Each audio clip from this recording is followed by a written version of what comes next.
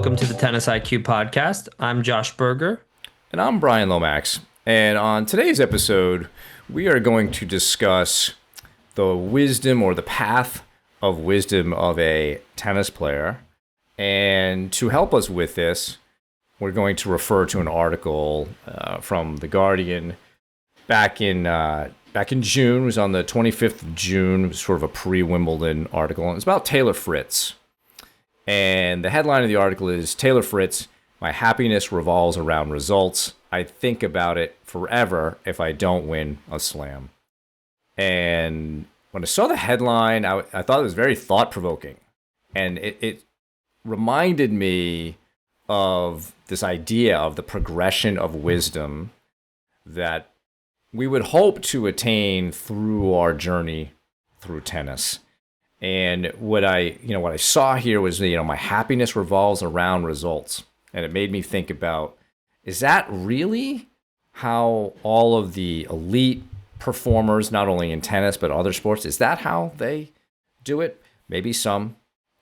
But it made me think about Rafael Nadal and what he has said about his definition of personal satisfaction. So today, that's what we're going to talk about. Look, some really good stuff in this article about Taylor Fritz that we want to point out, but also looking at what are some of the virtues that we begin to develop as we become better and better, and what are some of the virtues that we hope to attain through this process that maybe we can see in others, a Nadal, Roger Federer, Novak Djokovic. I also think about Kobe Bryant from basketball as another one for us to point to. These are guys who have developed levels of wisdom that have then enabled them to really succeed quite well.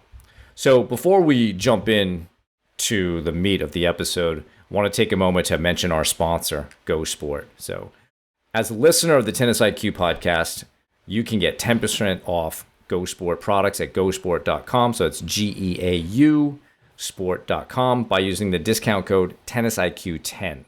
So visit gosport.com. Be sure to check out their selection of premium gear bags for tennis and pickleball. Josh and I both use their bags, and they are fantastic.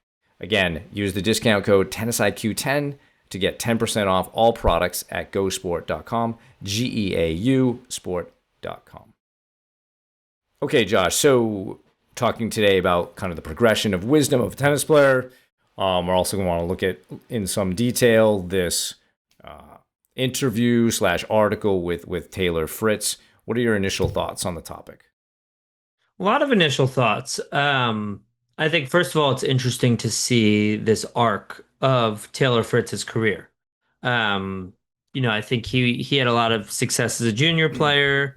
I know that his girlfriend, Morgan Riddle, recently showed sort of a note that Taylor wrote himself from a few years ago, where he was, I think, struggling with some injuries. He was around 40 in the world, and wrote himself this note essentially that, and people can look it up. There's some expletives within it, but essentially just telling himself to get it together, right? He's saying, you're 40 in the world, but you're underachieving so hard, get it together.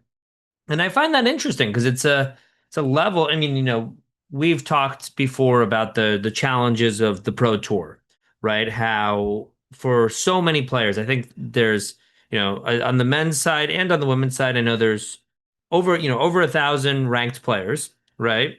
I don't know the exact number currently; it's changed, but quite a few ranked players. There's quite a few more who are trying to get that first ATP or WTA point.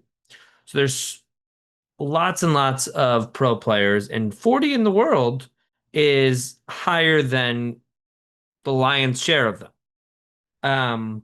So I think it's interesting to for somebody to be at that level and really recognize that they could be doing more, that they are underachieving, that they could be a top player in the world, that they could potentially win a Grand Slam or win a Masters or, something like that.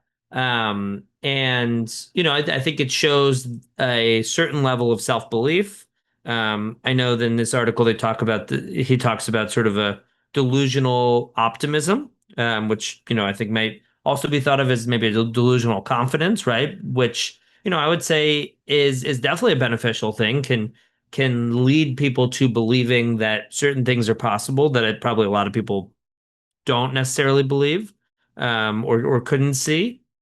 So I think there's a lot of positives. Also, just his career arc, and yes, he's had ups and downs, but to be a sort of consistent top five player is not an easy thing to do. It means that week in, week out, you're going deep to the deeper rounds of tournaments. It means you're winning, 250s and 500s, and you're beating the people that are ranked below you consistently. And we've seen him, make deeper and deeper runs in tournaments. He got to the US Open final last year, his first major final. We saw him again at a semifinal this year at Wimbledon, losing in a tight four-setter to Carlos Alcaraz, and it was a fourth set was a tiebreaker that he was ahead in, so in theory could have gone 5 sets, and who knows what would have happened. So in terms of his career arc, has definitely you know trended upwards and has made quite a lot of progress. In this article, which I think is really interesting, and we can link to it so people can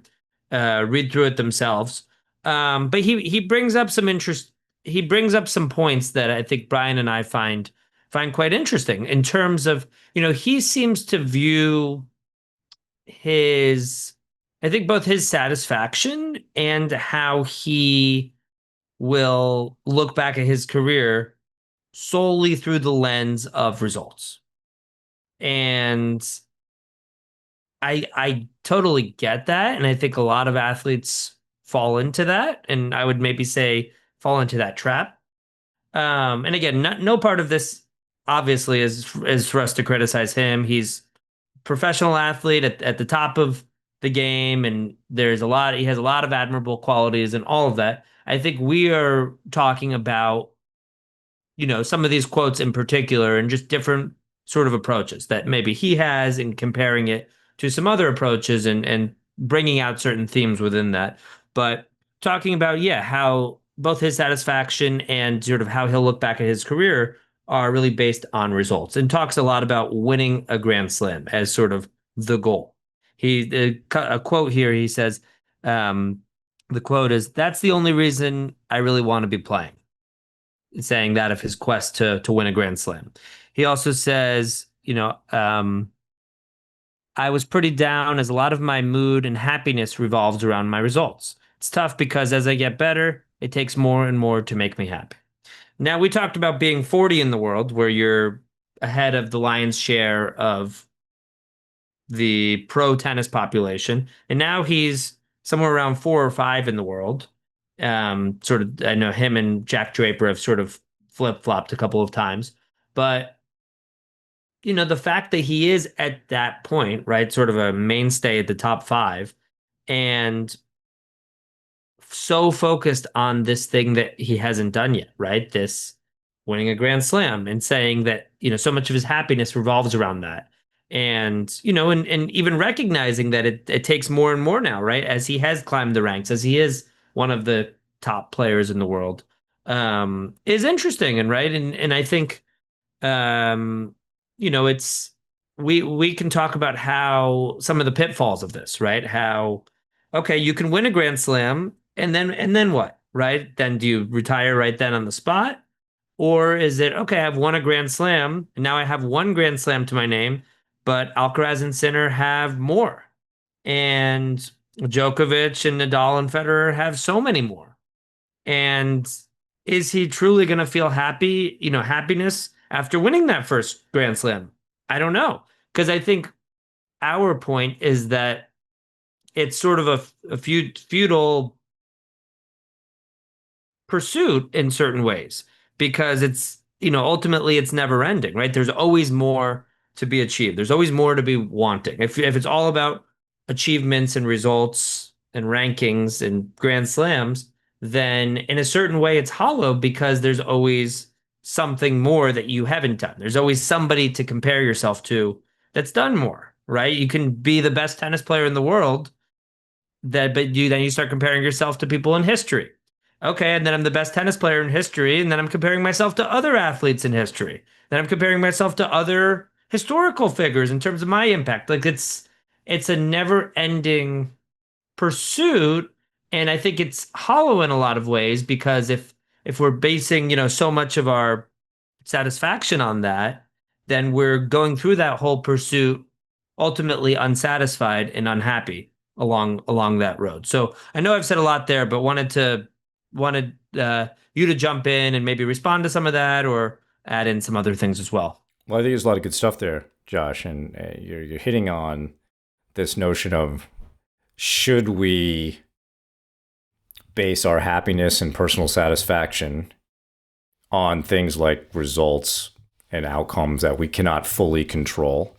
And I think also a great point that you can constantly make yourself feel bad if you want to.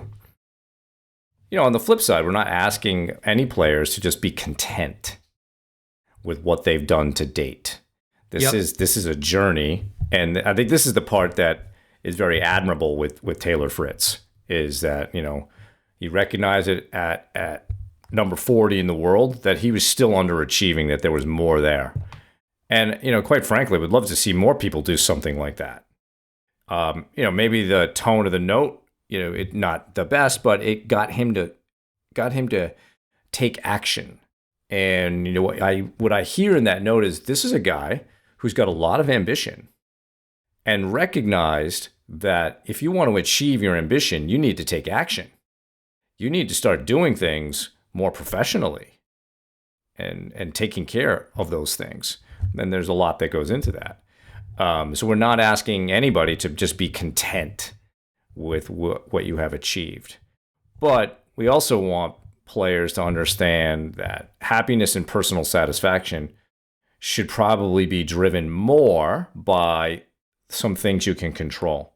We can certainly be proud of achievements, proud of certain rankings, maybe after the career. But we want to keep moving forward in that direction. So when I read the headline, I was like, oh, wow, that's tough. That's that's a roller coaster. That's a difficult, that's the formula for a love-hate relationship with tennis.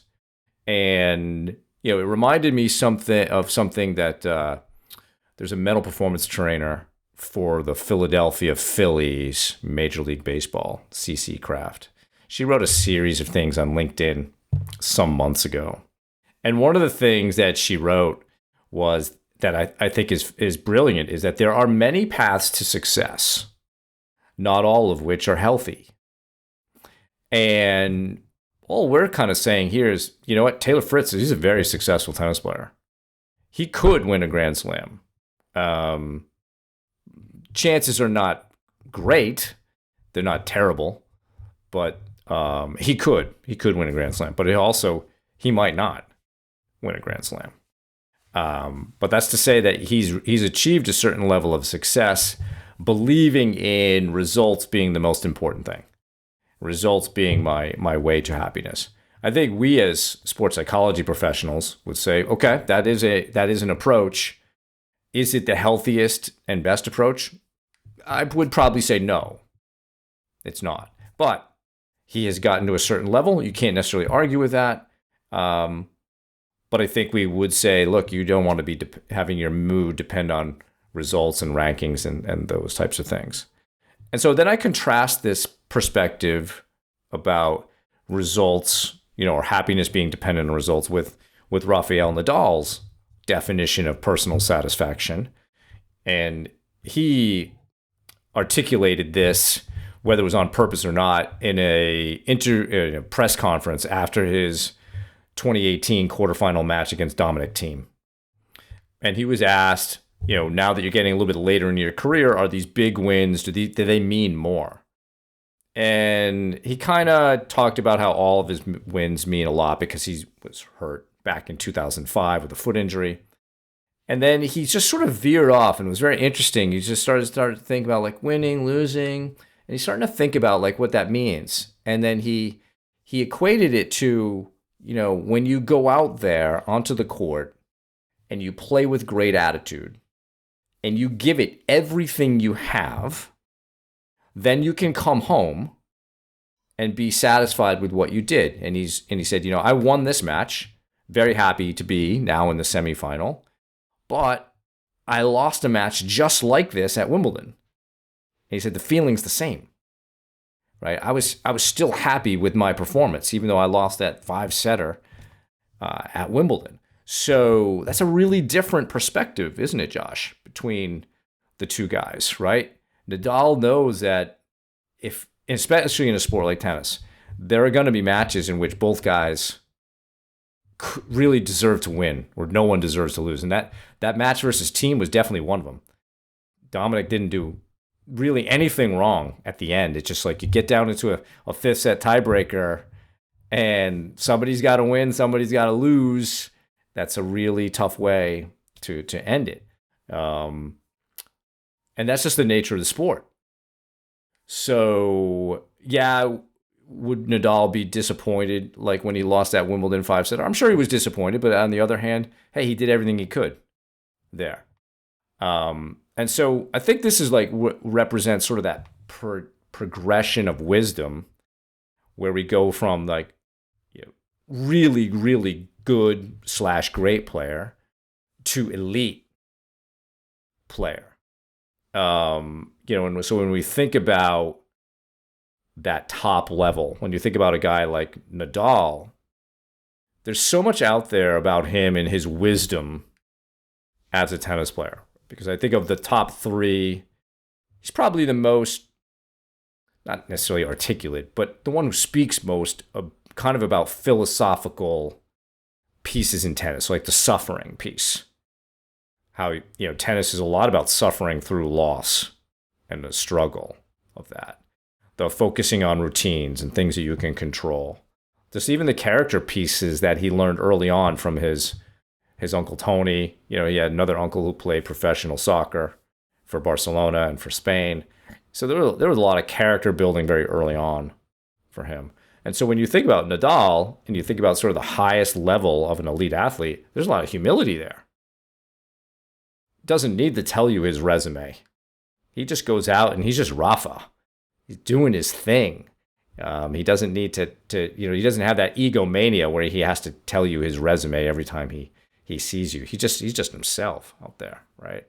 So I think there's a lot of wisdom there. I think there's a lot of humility. That reminded me of The Fighter's Mind by Sam Sheridan. There's a chapter in there in which one of the athletes talked about, to be truly great, you must be humble.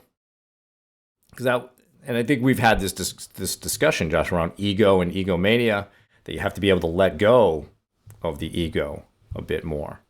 So Nadal can lose and still be okay. Can other players do that? Or, do they hold on to that loss for days or weeks or even longer, all because of, they're deriving their happiness and satisfaction from that. So that was, at least just the headline of the article just prompted me to consider, is this the highest level of wisdom that a player could reach, or is there something greater than that? So you brought up this idea of winning not being fully in your control. And that's absolutely right. When you play in a tennis match, there are different things out of your control. You can't control your opponent, how well they happen to play, how they act. You can't control the weather. You can't control the court conditions. You can't control the umpire, et cetera, et cetera, et cetera. So when we are basing too much of our definition of success and of our satisfaction just on those results, we're really leaving certain things up to chance. Okay, did I happen to win this match today? Did I happen to win this tournament, right? I mean, we've seen certain times on the men's and women's side when maybe top players in the world were injured and not able to participate in that particular major. We've seen times where certain players have been defaulted from tournaments, right? I mean, we've seen times when players have had to withdraw, right? Dimitrov at at Wimbledon comes to mind, where he was ahead 2 sets to love on Jannik Sinner, had to withdraw, right? Again, Sinner got the win. He was, I would say, fortunate in certain ways. I don't want to say lucky, but fortunate in certain ways. But again, if it's all based on did I win or did I lose, then that's a whopping success for Sinner and a whopping failure for Dimitrov. No, I mean there's obviously some luck at play here, right? I also think about the French Open final between Sinner and Alcaraz, right? Alcaraz managed to win that match in 5 sets. Alcaraz was also down 2 sets to 1, serving at 3-5, love 40. Had one of those next 3 points happened to go Sinner's way. Had Sinner happened to hit one ball off of the net cord, it trickles on to Alcaraz's side. His had Sinner happened to watching those highlights, you could see I think one of Sinner's shots went, maybe 6 inches long, right? It's like had that shot happened to hit the baseline, we're having a very different conversation about that match, right? Sinner wins that match. If he ends up winning Wimbledon as he did, then he's at three, then he's won all 3 majors this year. Then he's, competing for the calendar Grand Slam, right? It's like there's a lot of luck involved here, right? This is not to say tennis is all luck. It's obviously not, but there's always the element of luck. There's always the element of your opponent. There's always there are always all these different factors at play. So what you can control is everything that you put in, right? Mentally and physically.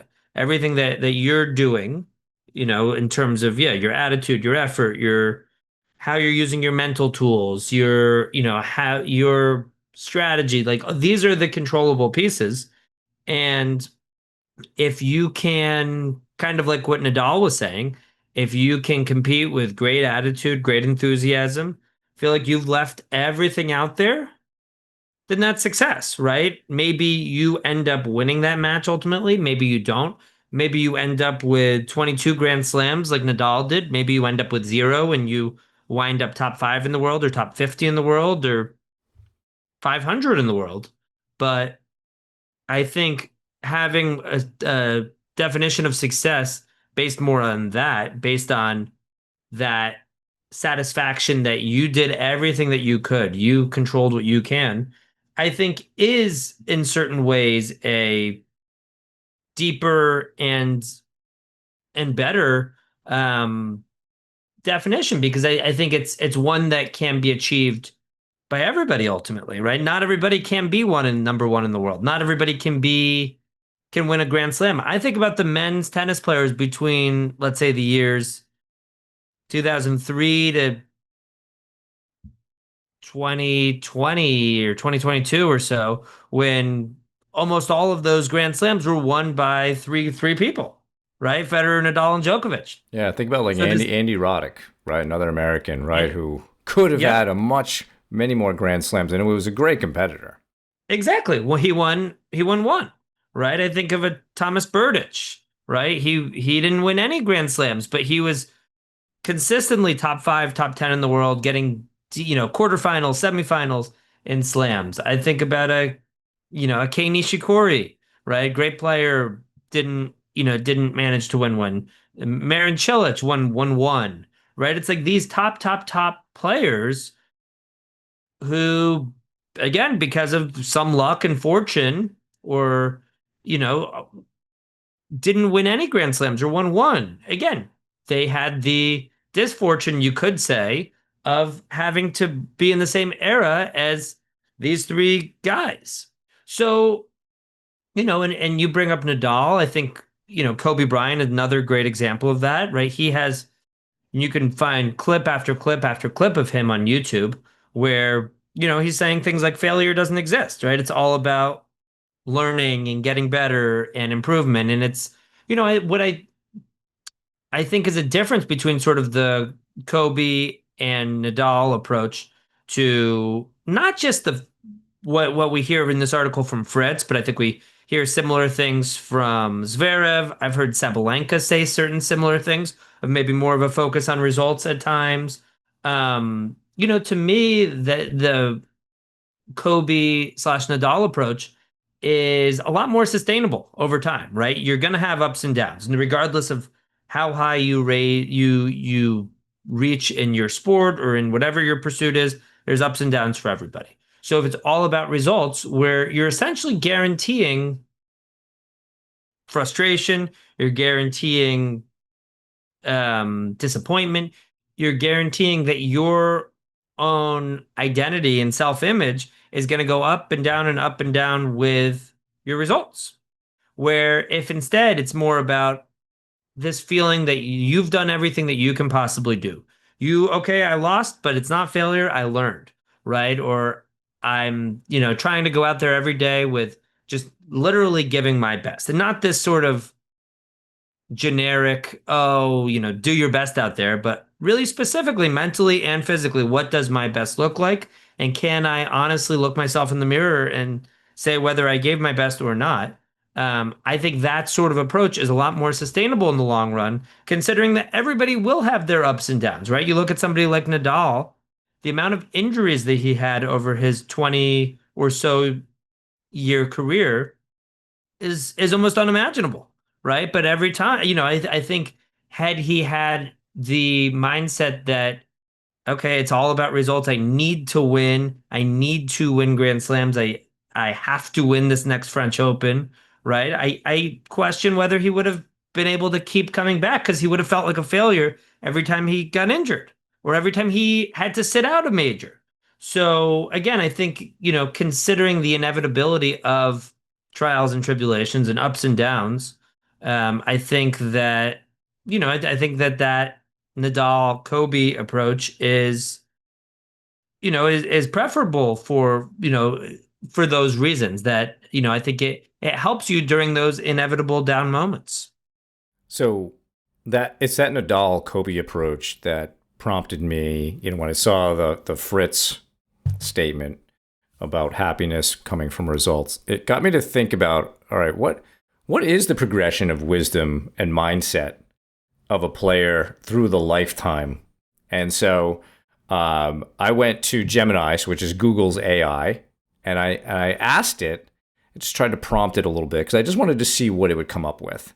I asked it to give me a progression of a development model for an athlete and include things like mindset and virtues that one is developing. So I wanted to share a little bit of the results. And I'm not saying like these are 100% Josh, but I think it gives us a lot to kind of think about and digest. And even as we work with athletes. So came up with the 5 stages, which I think are normal athlete development stages. This is nothing new here, but the 5 stages were sort of the beginner foundation stage, developing novice stage, intermediate competitive stage. Then it's the advanced / performance stage. And then finally, the elite mastery stage. And I think those last 2 are very interesting in that Taylor Fritz, players like him, are at that, I think they're at that advanced performance stage. So let me read like what the mindset and the virtues are there. And we can kind of then compare it to Taylor. And then we'll look at the next level, compare it to Taylor and Nadal and Kobe. So the advanced performance stage, the mindset, highly disciplined, resilient, self-aware, able to adapt to challenging situations, strong belief in their abilities. Like Taylor Fritz has got all that for sure. And in fact, that little note he wrote himself when he was 40 in the world shows a good bit of that. I think there's also, his recognition that his mood and his happiness is driven by results. That's very self-aware. What he says about his delusional optimism, again, that's very self-aware. In the Netflix series Breakpoint, he talked about his level of stubbornness.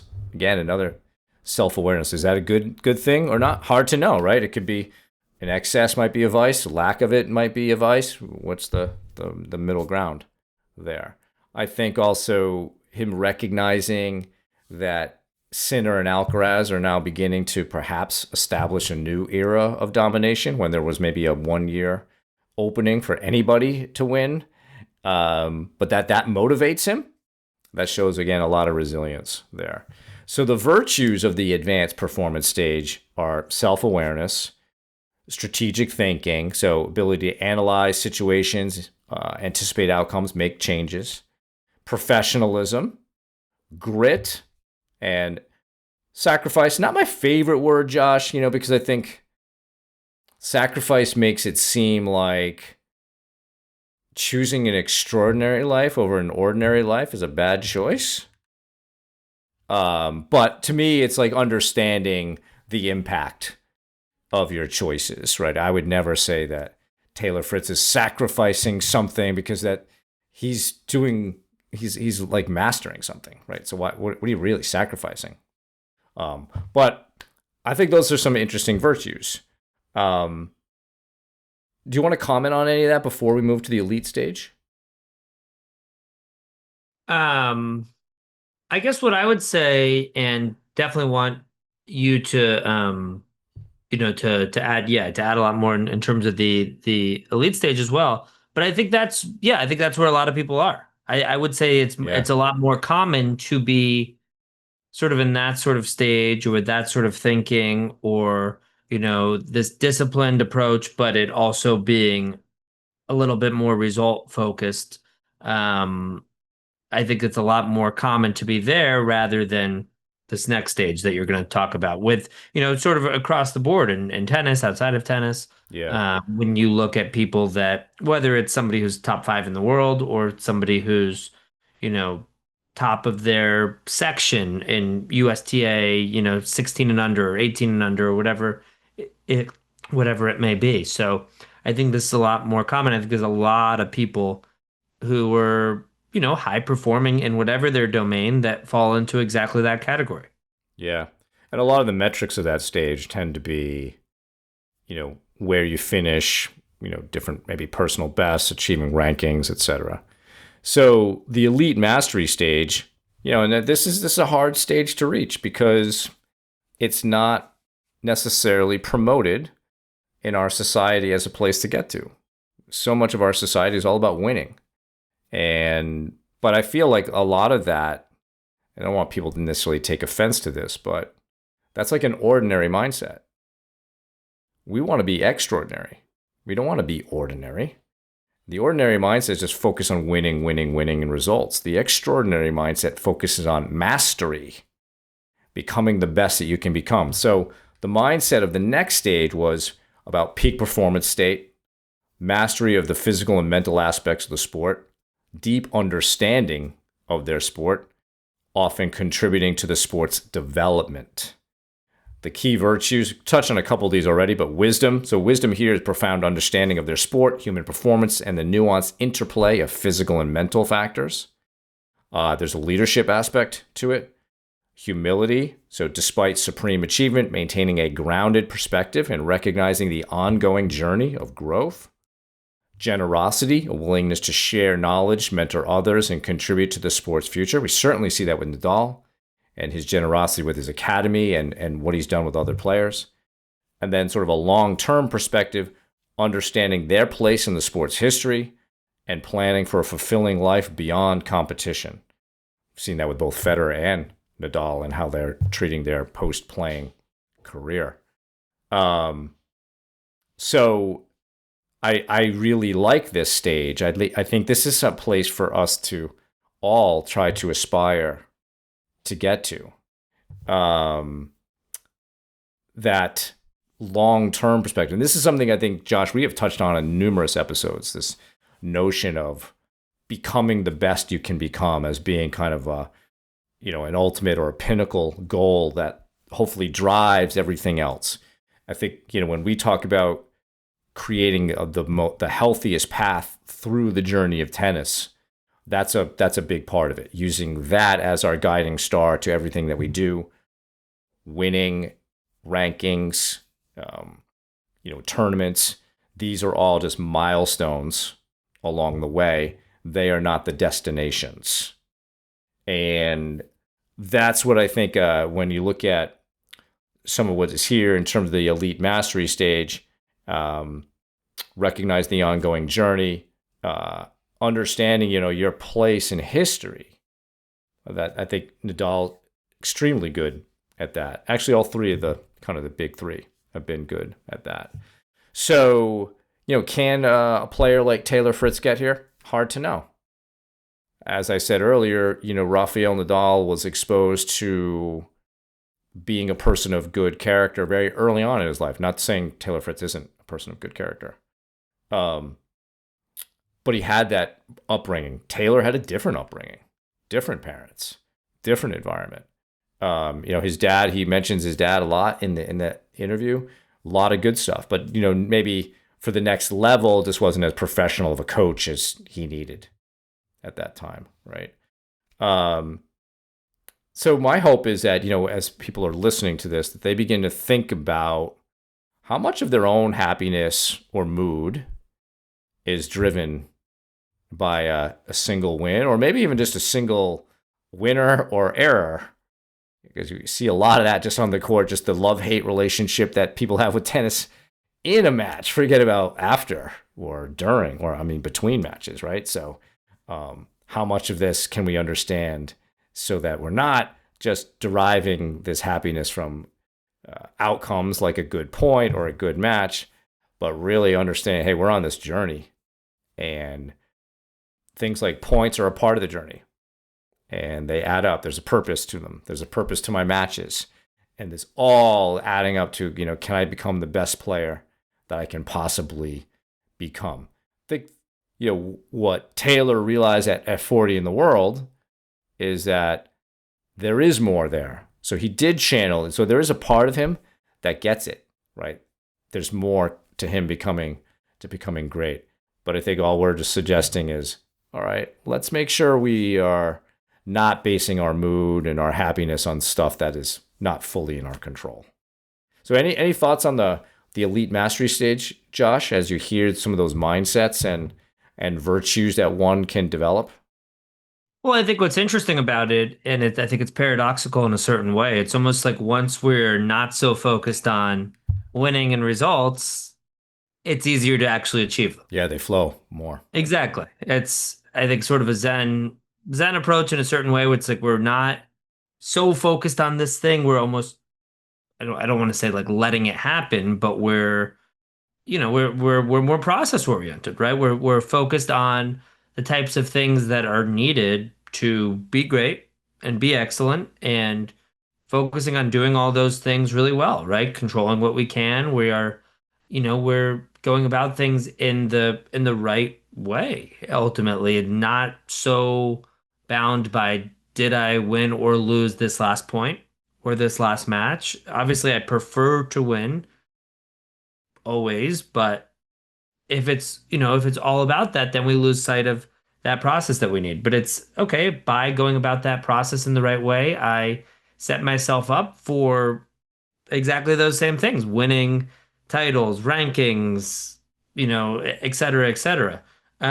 So I think that's the first piece. But I like sort of those, really big picture sides to this level, right? Sort of being a bigger voice for the sport. And I think we've seen that across the board with those athletes on the men's and women's sides that have been most successful, right? Whether it's Serena, whether it's Djokovic, Nadal, Federer, I think they do transcend the sport. They are larger than, they in our society, we see them as something bigger than just their wins and losses. Yeah, We they're see sort of legends, right? exactly, they're legends. We see them for who they are. Like I think somebody like Djokovic, like his legacy will be more than just, okay, he won this many Grand Slams and he won this gold medal. It's like, no, he overcame being that third guy, being number three perpetually behind Federer and Nadal, and really cemented himself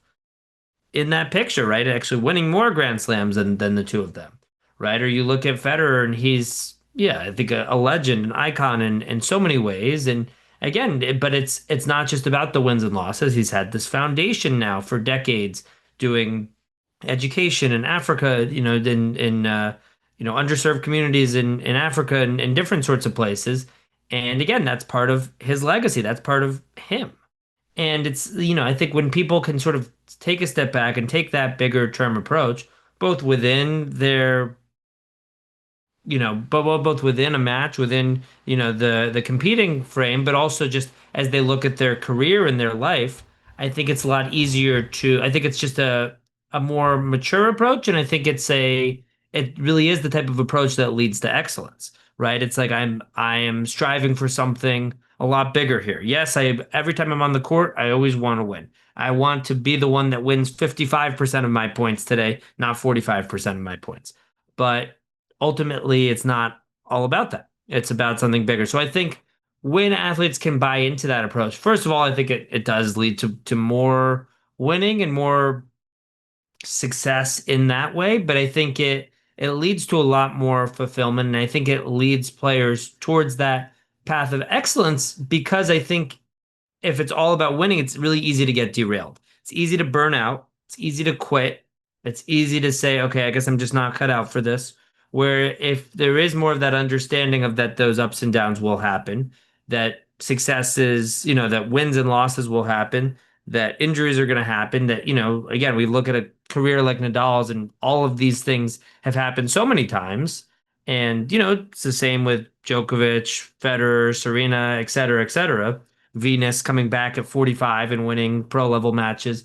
I think if we can take that sort of more realistic approach and have it be more about excellence rather than perfection, um, I think that tends to lead to much better, better results and better fulfillment. And I think to me, a lot of this does boil down to, excellence versus perfection. To me, what perfection, I guess maybe that's not the right word necessarily, but to me, that's that sort of approach that Fritz is conveying in that article is, this sort of obsession over results or obsession over, winning right now. And it's like, okay, that is this sort of idealized place that I want to be at. That's this perfect place I want to be. I want to be a Grand Slam champion, right? Or it almost reminds me of somebody who wants to run a marathon and it's like it's all about that. I need to run this marathon and it's all about sort of that end result. Where instead, if it's more about being the best that we can be and sort of that self-fulfillment piece, then I think I think that for everybody that is achievable. That excellence piece, that being the best that we can be piece is achievable. It's going to look a little bit different for everybody. It might look like 20 or 22 or 24 grand slams for somebody, or it might look like one grand slam, or it might look like being five in the world or 500 in the world, but it's achievable because that's based on somebody doing all that they can do. It again kind of relates to that Nadal definition of success of I competed with good attitude, good enthusiasm. I did everything that I can do. And really, how can you ask for more than that, right? It's again, there's luck, there's different factors at play. I don't think it's fair for anybody to expect more than that because then we're expecting luck to go our way. Then we're expecting our opponent to not be as good on a particular day. Then we're expecting things out of our control to fall into place. And frankly, that's just not fair. So, yeah, a lot of different thoughts there. And I think we don't necessarily have to just focus on pro players. I mean, I work with a lot of adult players who are, maybe late 30s and older, who still have their best tennis in front of them if they choose to look at it that way. If they can choose to not worry so much about beating people and more about learning to pursue, like you said, excellence. When you talked about Federer and his foundation, it reminded me of Andre Agassi a bit. And, Agassi's career kind of had two parts. One sort of before he found his purpose and one after. And, when he basically his purpose, and if you haven't read his biography, Open, should read it. It's one of the best sports biographies of all time, I think. And, his purpose, excellence was involved, but it was really using his excellence or being excellent in tennis, that notoriety, to help serve kids and education, to give them something that he actually didn't even have himself, and to have that positive experience. So when he had that purpose, something that was bigger than him, but it also involved, to do it, you had to be great at what he was doing. His career was so much better. I mean, I think for the most part, we tend to remember sort of post 1996 Andre more than pre that era. Really kind of with Brad Gilbert and things coming to fruition there. So I think it's we can all pursue this path of mastery, regardless of age, regardless of ability. The more we can put aside the need to win, right? You brought up Kobe Bryant videos. Like one of the best ones is this interview he does with Jamel Hill, talking about failure doesn't exist, and she opens the interview with this question of like saying, well, I always think there's two types of athletes, those who love to win and those who hate to lose. Which one are you? And his answer, I've probably said this before, is revealing. I'm neither. I don't have this fear of losing, and I don't have this need to have to win. I go out there and I play to figure things out. I play to learn, and that allows me to be in the moment, to be present. I'm never capitulating to fear of not wanting to lose or feeling the need to win. It's really interesting. Can we stay in the moment and just figure it out? Just be a great learner. Again, this is that next level, elite mastery level of thinking that if more of us can get there, more of us will feel happy and satisfied with what we're doing on this journey. And it's hard. It's hard to do that. But I think, even in my own career, Josh, I have tried to shift to that in the last 20-ish years. And it's been much more rewarding than previously, where I was like Fritz. I was very much a roller coaster in a match, between matches. I remember losses I had that I was basically non-functional for a week because I couldn't stop thinking about it. But now it's like, all right, you just go out, you do the best you can. Did you play with good attitude? Did you give it your all? If you answer yes to that, good. If you can't answer yes to that, then you need to make some changes, and then make the changes. Keep moving forward. Don't just get mired and stuck in the past with something you can't change.